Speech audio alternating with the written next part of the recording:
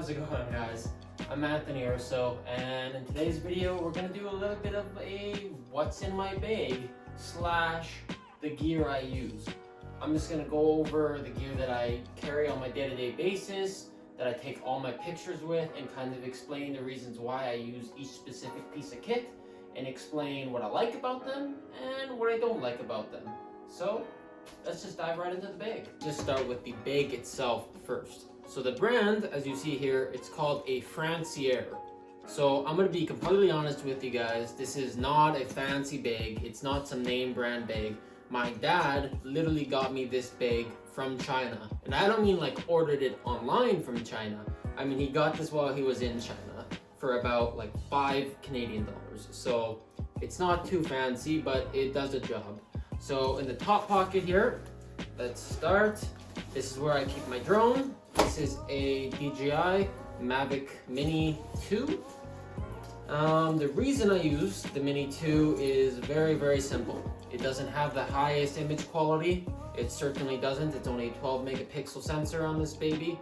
But unfortunately, it's the only thing you can fly in the city without an advanced drone license. And I don't have that yet. The thing I definitely don't like about this bag is there is no quick access for the camera at the top like most camera bags. So eventually one day I'm gonna get a new bag. But for now, it does the job.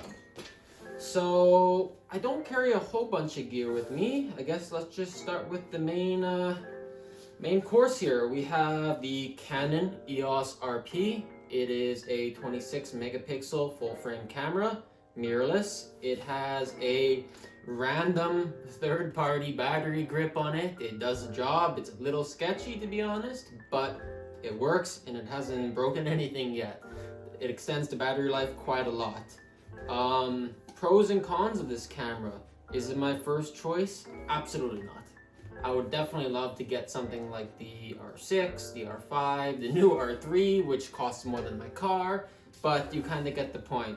It does the job, and I can't really complain, especially for the price that I got it at. It works, it takes amazing photos, and there's not a whole lot bad to say about it.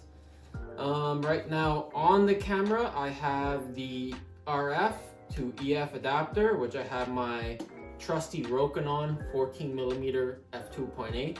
It's kind of the same story with a lot of the lenses in here.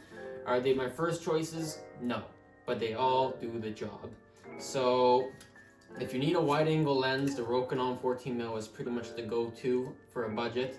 I mean, the f2.8 aperture lets you shoot in low light. I use this for all my astrophotography slash aurora photography, and it just does the job.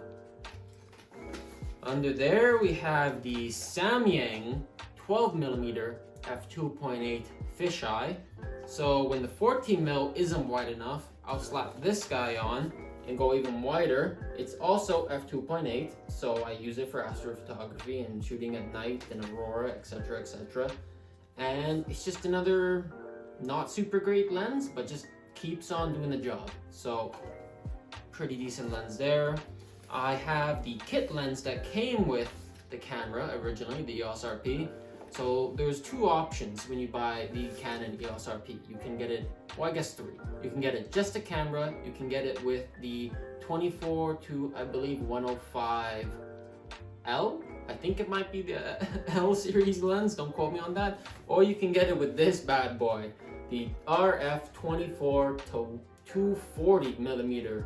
I said that correctly, 24 to 240. So that is a huge range, as you can see. Now, there are cons to this lens. It is not sharp. It has horrible distortion, but the pros definitely outweigh them. The sheer versatility that 24 to 240 gives you is uncomparable. This is the ultimate, I'm going on a hike lens and I want to go light. This will do just about everything between this and the 14mm. I really don't need much else. So this thing, I'm very glad I went with this option. It's a good lens and it's been serving me well. Then on top of that, I have this bad boy. Oh, how do I start here? So this is the Yagno, I believe that's how you say it, the Yagno 35mm f2. I bought this lens for $135 on Amazon. It's hard to describe this lens. The pictures are very, very poor. The quality is the best way I could describe it. But it does the job. I bought this lens purely to shoot the Aurora with, to do time lapses. I needed a fast lens with a fast aperture that was between 24 and 35 mils and fit the bank. And this thing it does what I need. So it's a pretty decent lens. It does the job for the price, so I can't complain too much there. And I only use it once in a while. But it's nice and small, so I usually just throw it in the bag. Now here is a very old lens. I don't believe you can get this anymore.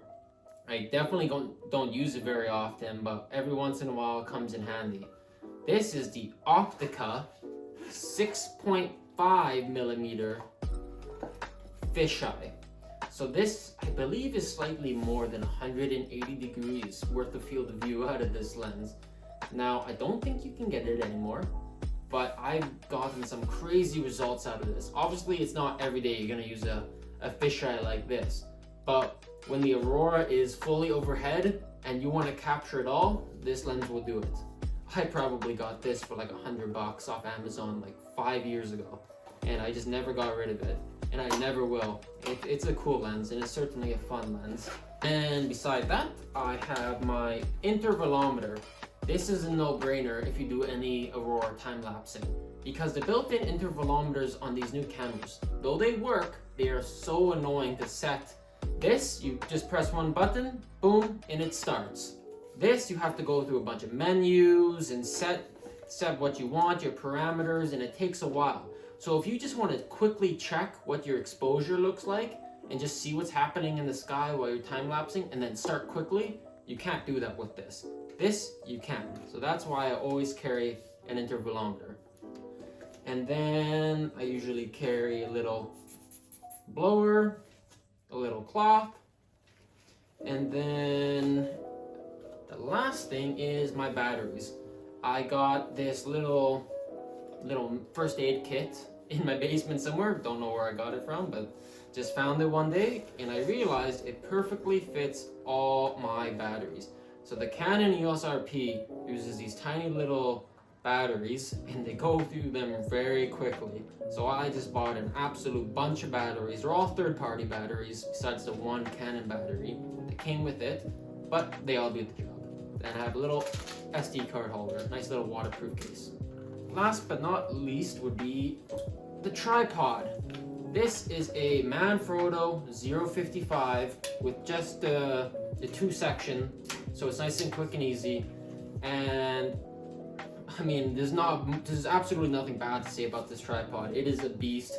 It's very big and heavy, but it's extremely sturdy and it does the job, and it'll never let me down. I've had a ton of cheap tripods in the past, and this thing just works. There's nothing more annoying than in the winter, it's -30, trying to mess with a ball head that doesn't want to move. That won't happen with this. I don't mess with cheap tripods anymore. I just stick with the quality at this point. I've had too many frustrating times with cheap tripods. Well, that's about it for my gear. I showed you my camera, all my lenses, my tripod, my drone. I showed you everything that I use to take the pictures that you guys see on my Instagram. So if you were ever curious about what I use, well, now you know. The only lens I didn't show you was the Nifty 50, the EF 50mm f1.8, because I almost never use that. It's good for portraits and products, and that's about it, but I don't do that too often. So this is essentially all the gear I use on almost a daily basis. So I hope you guys enjoyed the video, and maybe you got to see the gear I use and maybe some idea for gears that you might want in the future. And thanks for watching. Have a nice day, guys.